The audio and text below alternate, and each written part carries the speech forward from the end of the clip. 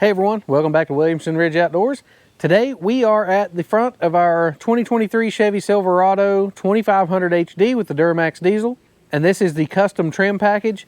And today I wanted to go over probably my top 10 list of things that I hate about this truck. Well, maybe not hate, but things that I think that could have been improved on and should have been included in a truck in 2023. So if you've seen my previous video, it was actually the top 10 things that I like about this truck.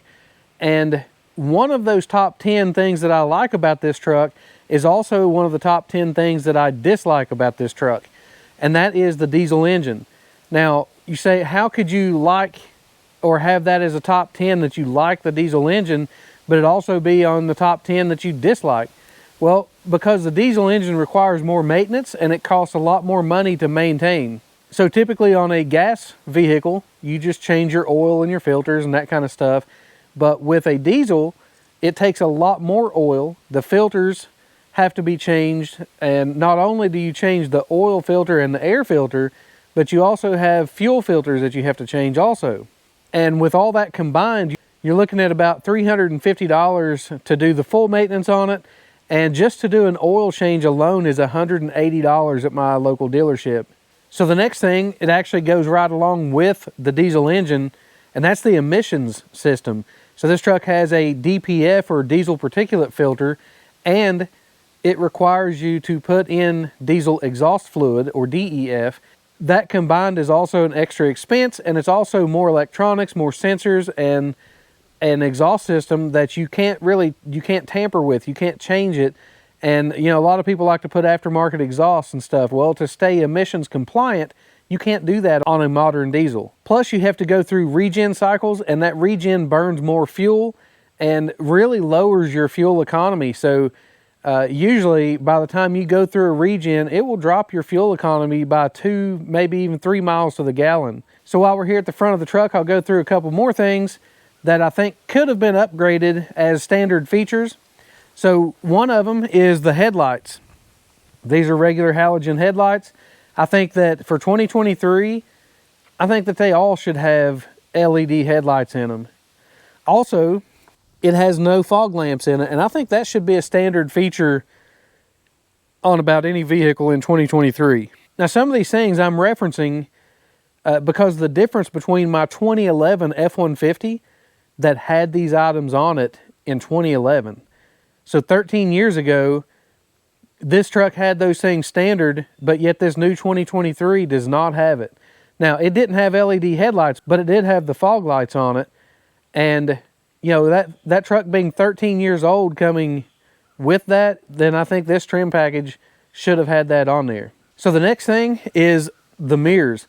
The mirrors are pretty good on this truck, and they are powered, but they are manual folding mirrors. Now, I can get not having power extendable mirrors, but having to manually fold the mirrors is kind of annoying. And the fact that they don't lock back into place. So I was taking the truck through the car wash the other day, and as I was going through and the brushes were spinning, it was actually grabbing the mirror and trying to fold it back out. And I actually had to put my window down and grab it and pull it back in to try to make sure it didn't get tore off in that car wash. And since there's nothing that holds it back, you know, if it was a power mirror, the power motor would be holding that back. But in this situation, it's not that way. And the only place it really locks in is whenever it's folded out. So something else I think that should be a little bit better on the GM products is the undercoating on the frame. So Ford does an I believe it's called like electrocoating, and that electrocoating is kind of like a paint or whatever, and it adheres to it, and it's a pretty tough coating on there that keeps your frame from rusting. Chevy still does their wax coating, and this stuff you can actually scrape it with your fingernail and actually just scrape it off. So I'm a little worried about how long that coating actually will last on the truck. So especially since my 2011 F-150 is still very minimal on the rust that's on the frame. And again, this is going on 13 years.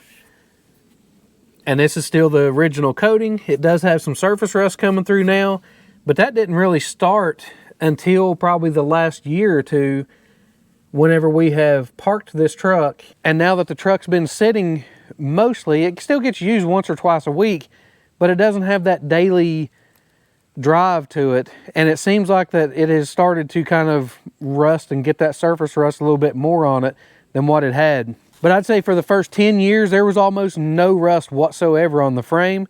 And even at that, it's still just surface rust. So I'm hoping that that wax coating on the GM will hold up like it has on my 2011 F-150. So I'm gonna start moving to some of the things that's on the inside of the truck that I think could be better for a 2023 model vehicle. So number one on the GM is the seats. The seats are okay, but they are not as plush and not as comfortable feeling as my 2011 F-150. But with that being said, we just took the truck to Michigan and drove about 8.5 hours each way, and it was perfectly fine. I didn't have any complaints as far as, you know, feeling fatigued or, you know, over fatigued or anything like that. It actually was, you know, still pretty comfortable, but the seats just don't feel quite as plush, and, you know, they don't seem like that they hold you in place the same way that the old F-150 does. So continuing on the inside of the truck, the next thing that I dislike is the fact that there's no gear indicator to show you what gear your transmission is in. And even on my old 2011 F-150, even though it was a 6-speed, it still had the option, like it showed you what gear the transmission was in, and this new Chevy does not. Then you can shift and change what your gear selection is, but it doesn't show you what gear you're currently in. I'm sitting parked right now, and you can change that. So that's going to be the top gear that it'll go to, but it still does not indicate the gear that the transmission is in. Now, there are ways around that. In fact, I have a Banks iDash installed. And with the Banks iDash, as you can see, it has, you can set a gear indicator right here, and that will actually let you see what the transmission is currently in, or the transmission gear will actually display on this as you're driving. Now, some of these items may seem very minor to a lot of people, and these are kind of minor issues, but it's issues that I kind of miss or think that this new of a truck should have these as standard versus my old truck. So for this truck, it does not have any trailer information on it. You cannot save any trailers or anything. So you basically, when you plug up a trailer, it will tell you, yes, there's a trailer plugged up, but it doesn't give you an option to create a name or have a saved trailer in order to keep track of your mileage. So like I was saying, this being a 2023 model, I think that should be standard because my 2011 model had that.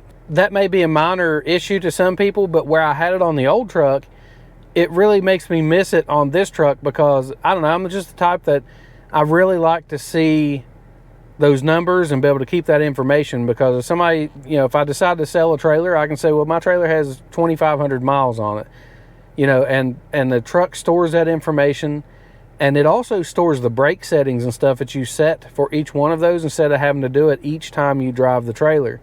So the next thing, this truck does not have anywhere to store your sunglasses, and that's really annoying. So up here on the roof, it's just an empty panel. There's nothing here other than some buttons for your OnStar and SOS and, you know, your lighting. There's also nothing down here on the console.